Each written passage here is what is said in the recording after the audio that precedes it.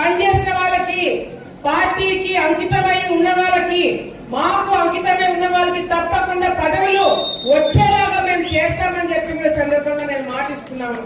ఉదాహరణ శ్రీకాంత్ అన్ననే. శ్రీకాంత్ అన్న పార్టీకి కానీ కుటుంబానికి కానీ చాలా వరకు ఫస్ట్ నుంచి అండగా ఉన్నాడు.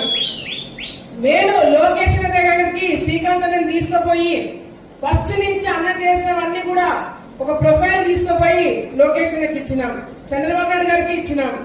కానీ అదే మండలం నుంచి ముక్కు మోకం తెలియని వాడు ఎవరైనా వెళ్ళి పదవి కావాలని చెప్పి మాకు తెలియకుండా తీసుకుంటే మాత్రము ఆలగడ్డ నియోజకవర్గంలో అడుగు కూడా పెట్టనివ్వమని చెప్పి సందర్భంగా తెలియజేస్తున్నాం.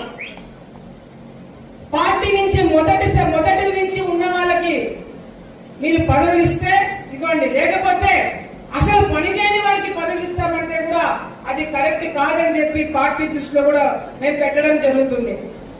అక్కడ చాలా మంది ఉన్నారు.